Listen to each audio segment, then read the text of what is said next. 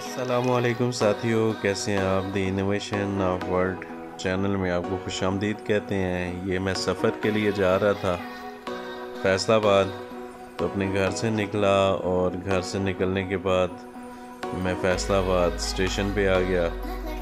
यहाँ पे ये मुसाफिर खाना है और हम जल्दी पहुँच गए थे अपने टाइम से पहले, और फिर हम बस का वेट करते रहे हैं। फिर उसके बाद बस काफ़ी टाइम बाद आई और मैंने बैग उठाया और उठा के गाड़ी में बैठने के लिए मैं गाड़ी में सवार होने लग पड़ा।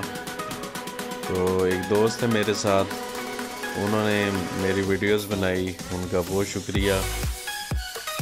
फिर हमने बैग वगैरह बस में रखा और उसके बाद फिर बस वालों ने कहा जी कि ये गाड़ी नॉन स्टॉप है, रावलपिंडी से फैसलाबाद, रास्ते में नहीं रुकेगी, तो लिहाजा आपने कोई चीज़ खानी है या कुछ भी है तो आप अपना काम कर लें। तो फिर उसके बाद हम थोड़ी सी ब्रेक ली। ब्रेक लेने के बाद फिर हम दोबारा बस में बैठने के लिए वापस आ गए।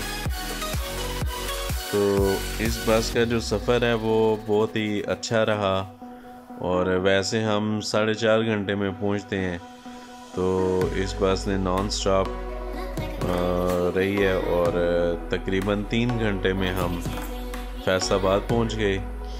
तो बस का सफ़र हमने स्टार्ट कर दिया। तो पहले हमें जो सीट थी वो बहुत पीछे मिली थी, तो बहुत सारा इंतज़ार के बाद जब देखा कि अब मुसाफिर जो है मज़ीद तो है नहीं है और इसकी फ्रंट सीट्स खाली थी, तो फिर हमने क्या किया कि इसकी फ्रंट सीट पे बैठ गए। तो फिर उसके बाद हम फैसलाबाद पहुंच गए।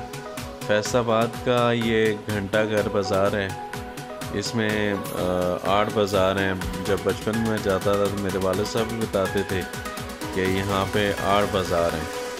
तो फिर हम जो है इस बाज़ार में घूमे, जूते देखे। फिर इसके अलावा यहाँ पे शुरू में तो खैर रश नहीं था, फिर आहिस्ता आहिस्ता करते करते यहाँ पे रश ज़्यादा हो गया। चूँकि रावलपिंडी में तो गर्मी थी, मगर यहाँ पे बहुत ज़्यादा, रावलपिंडी में ठंड थी मगर यहाँ पे बहुत ज़्यादा गर्मी महसूस हुई। वो सामने आपको घंटा घर नज़र आ रहा है, ये इस राउंड अबाउट से 8 बाज़ार निकलते हैं और हर बाज़ार का अपना ही रंग है, अपनी खूबसूरती है। वहाँ पे हर बाज़ार में उनकी प्रोडक्ट की कैटेगरीज़ जो है वो अलग से है। तो जो लोग वहाँ पे रहने वाले हैं या आने जाने वाले हैं उनको पता है, मालूम है कि यहाँ पे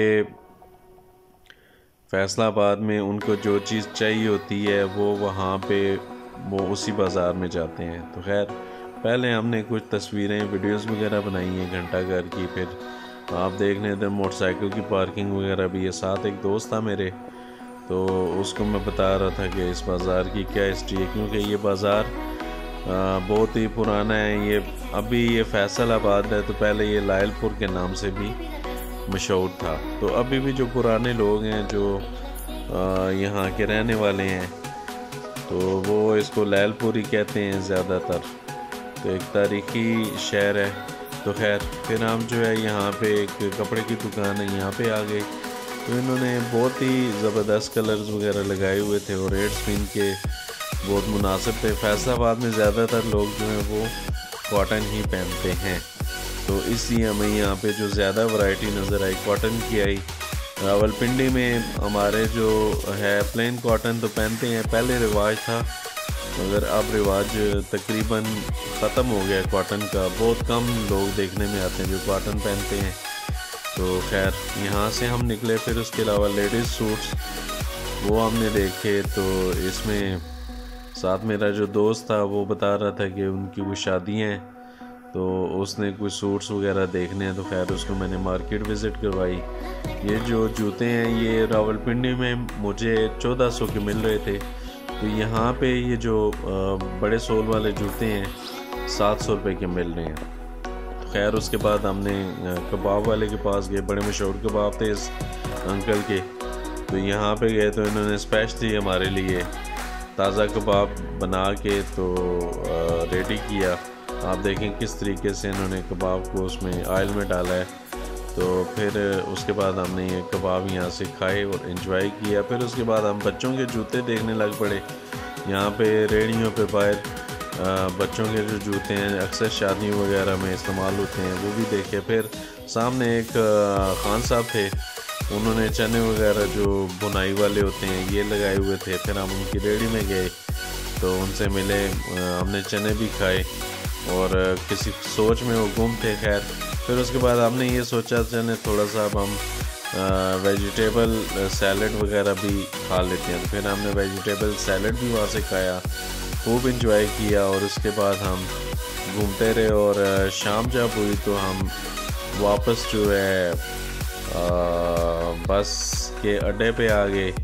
और बस के अड्डे पे आने के बाद हम टिकट तो पहले ही हम ले चुके थे क्योंकि हमें टिकट ऑनलाइन सस्ती मिली थी। वैसे टिकट्स जो थी वो 1700 रुपये की थी, मगर ऑनलाइन हमने टिकट परचेज़ की तो वो हमें 1100 की मिली। बैग हमने रखा और सामने ही हमें थोड़ी भूख लग रही थी।